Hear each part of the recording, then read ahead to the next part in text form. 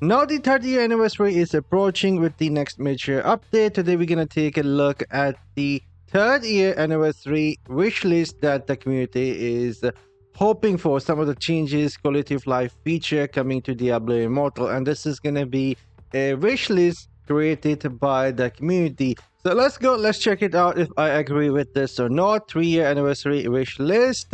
In no particular order, but please avoid so we can get some quality of life changes.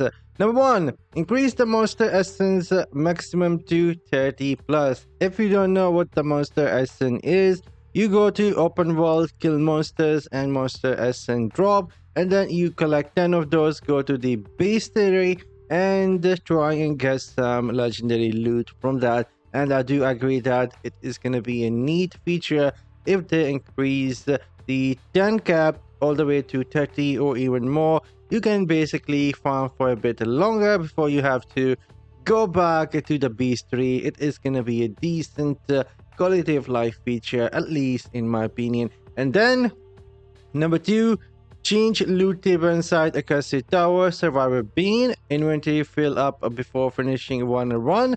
Should not drop a common magic rare and should instead drop scrap and dust. You know what, that is actually a really good suggestion here. I would not mind only getting scrap and dust, the material that I need nowadays to get some enchant done on my gear.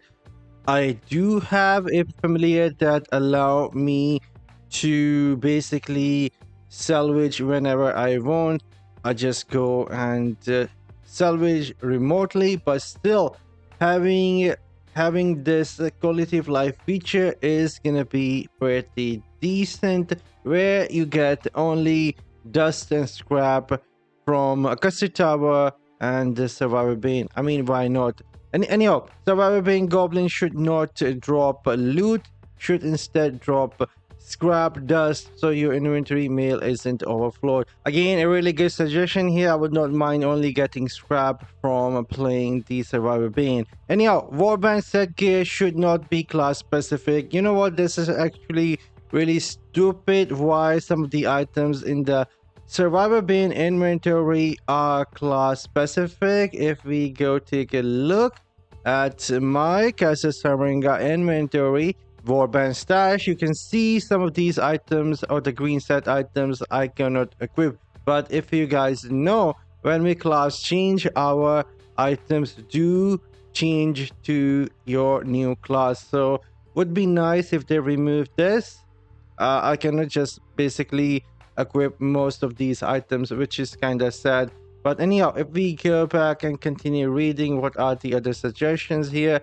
Nothing worse than having a good piece sit in Warband chest and gather dust.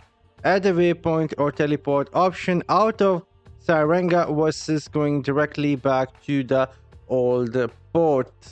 After class change, legendary gear in general should not be class specific. You already have a code to change the effects of eternal gear based off a chart. Just assign a random essence of a new class to all gear from the character. Really painful to have choose only 8 pieces of gear to keep. And you know what, this is gonna be a pretty good quality of life feature for a lot of people out there who change classes very frequently, every now and then.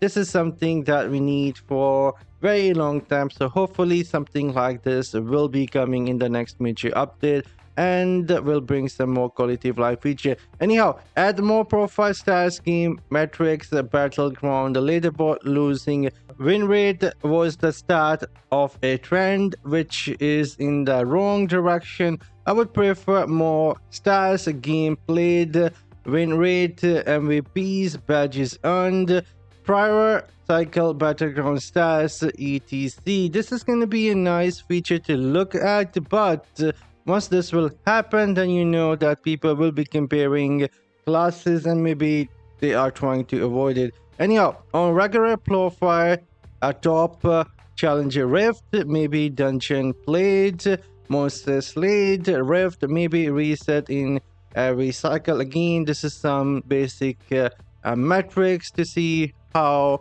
much someone is playing If it happens, it happens. If it doesn't happen, doesn't affect all that much. I would even go as far as maybe suggesting platinum spend sold through market or use or a rare legendary Eternal Crest ran on the account. Oh my goodness, this is going to be controversial for sure, because I'm not sure if I would like to go and see how much I have spent. I don't think I'll be getting a good feeling seeing how much platinum, eternal orb, and stuff like that, eternal crest I have ran. So yeah, let me know in the comment section. How would you guys feel if you have spent so much that you have forgotten how much is it? Anyhow, a 6. If the set pieces 3 for 1 is gonna be a hit, make it forever. This is a upcoming feature. Personally, that should have been permanent from the get-go with the next major update, and then change the way that these work for Shadow Faction. Having Shadow War and Right to play such a heavy role in getting 12% is unfair to those that are busy on specific time slot.